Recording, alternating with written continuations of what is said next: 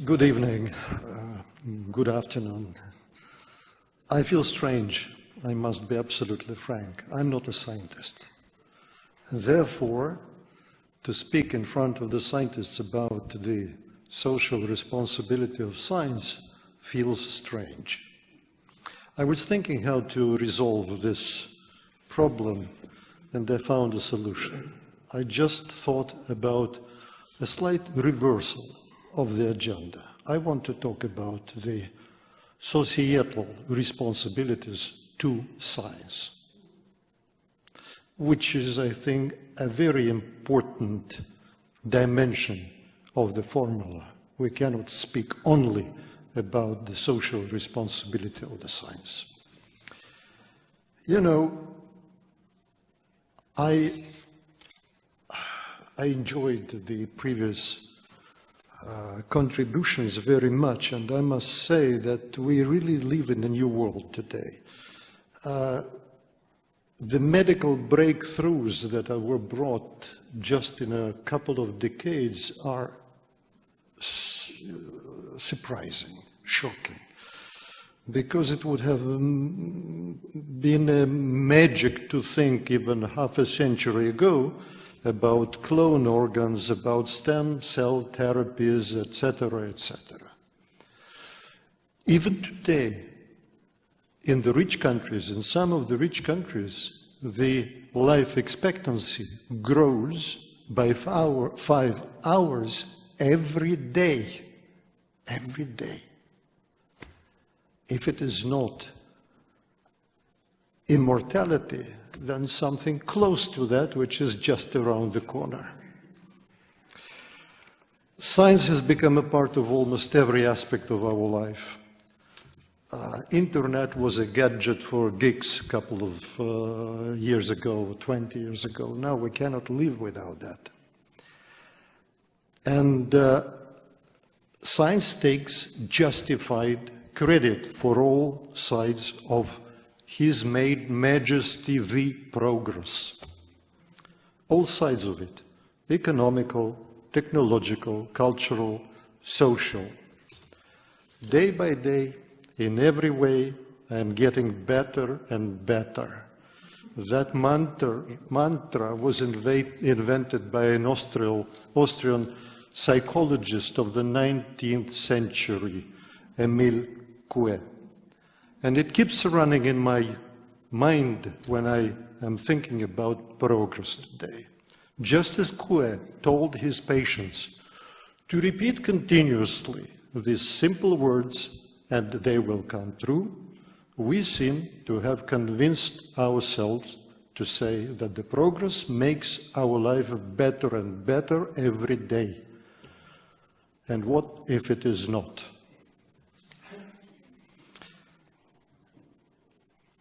The older generation will remember that in the 60s, the purchase of the color television was a status thing.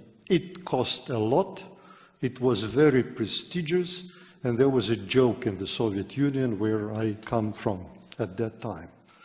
One guy tells his friend, our mutual friend, they have bought a color television. So the reaction of the other one, so they're better off, they live better.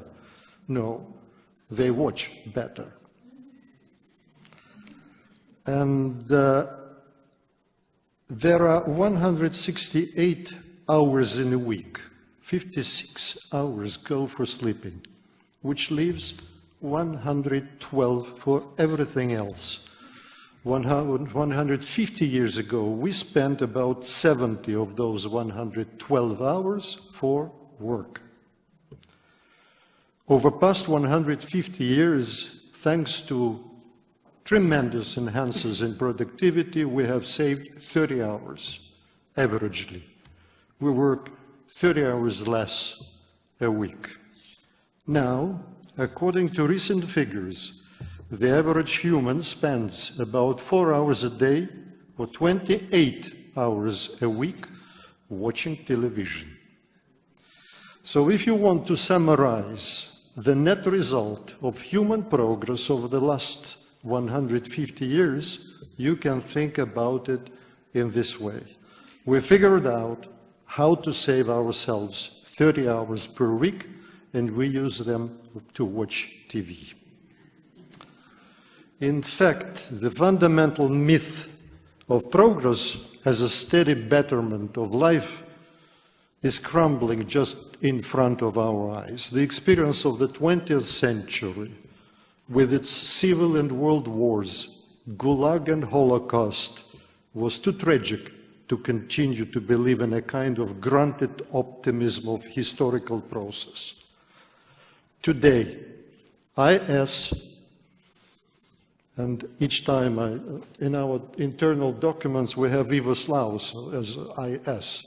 Now it gives me a shudder when I read the abbreviation.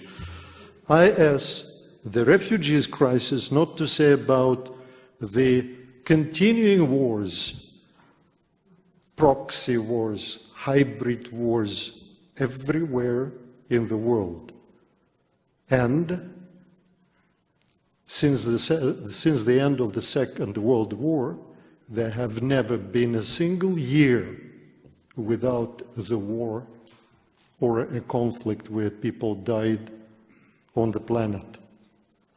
I think that soon we will switch to a new category. We will call this peace in which we live a hybrid peace, which includes a war as a part of this system. I am neither doubting scientific progress, nor am I going to speak about the so-called curse of Frankenstein or Hiroshima tragedy. I am thinking of science development vector distortion by our modern economic system and social organization. I am thinking that the real progress could have been much more impressive and tangible. I am thinking of progress goals and the progress definitions. If it were not for these distorted frameworks, we could be living in a world where cancer and Alzheimer were treatable, where clean power had ended the threat of climate change, and my friend Martin Lees would not be obliged each time to say Carthage must be destroyed, climate change. Where the brilliance of genetics was used to bring the benefits of cheap and healthy food to the bottom billion of people, and where poverty would have become a thing of the past. Today, unfortunately, progress is defined almost entirely by consumer-driven, often banal improvements in technology. Sure, our phones are a great thing, but that's not the same as being able to send a man into space, fly across Atlantic in 8 hours, or eliminate smallpox and other scientific quantum leaps which were achieved during the post-war golden quarter years. Our society is possessed by money, consumption, and economic growth. And again, politicians and economists use the unsustainable argument that we need economic growth to have more welfare, to create jobs, to improve standards of living for everybody, and to protect nature. It's all false. In this model, even science becomes an obedient servant of the system. As success comes to be defined by the amount of money one can generate in a very short term, progress in turn is defined by net growth. Today's business models are based on maximizing the volumes of sales of different products. It's 200 years old model. Take, make, dispose. That means instead of doing things better, market dictates rendering them obsolete as rapidly as possible, so that the next iteration of phones, cars, operating systems can be sold to a willing buyer. Improvement is winning over innovation. iPhone 6 is not better than iPhone 6S is no better than iPhone 6. But to make aspirational people buy a new phone, it's being sold, promoted, and it just sells very well. In a very unequal society, aspiration becomes a powerful market driver. This is new. And the paradoxical result is that true innovation, as opposed to its marketing proxy, is stymied. But there is more to that. I will not be saying about all the things that I have prepared to that, but I want to say one. It's a switch in the funding method of science today. The first computer, the electronic computer, came not from the laboratories of IBM, but from the universities of Manchester and Pennsylvania. The early internet came out of the University of California, not Bell or Xerox. Later on, it was here at CERN, not Apple or Microsoft, that the World Wide Web was created. I'm saying that, in short, that the great advances in medicine, materials, aviation, and spaceflight were nearly all pumped by public investment. But since the 1970s, an assumption has been made that the private sector is the best place to innovate.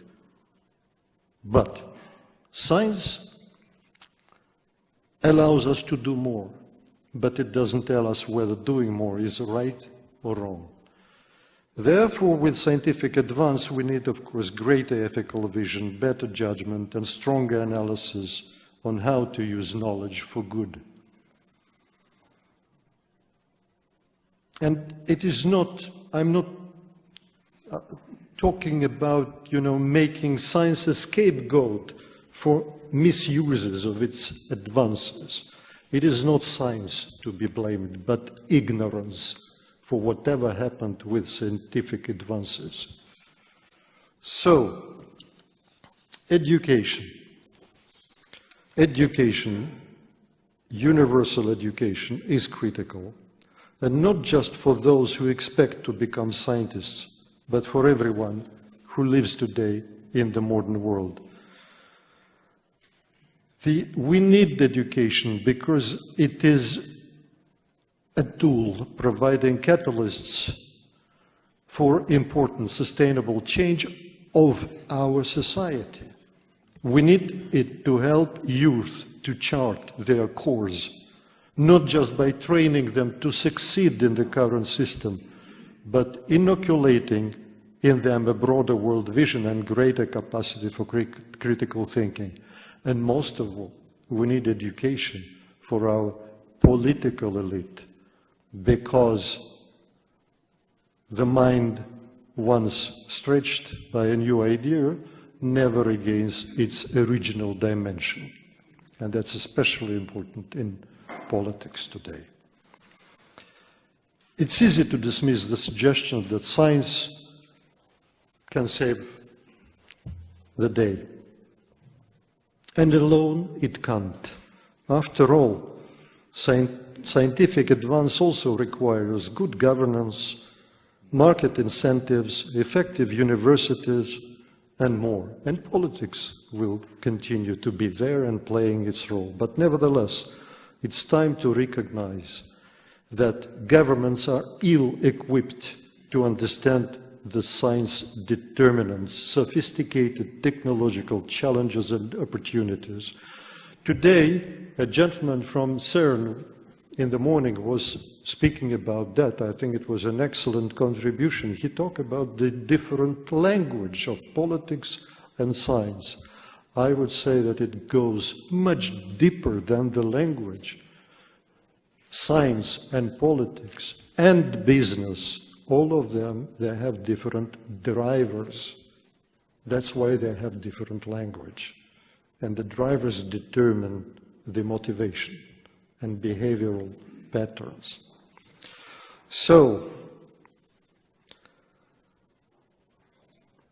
Clearly, we will need a rapid transition to a different model of development, which not only takes into account the interests of short-term growth, but provides the opportunity for sustainable and inclusive development. Change may be frightening, but it is inevitable.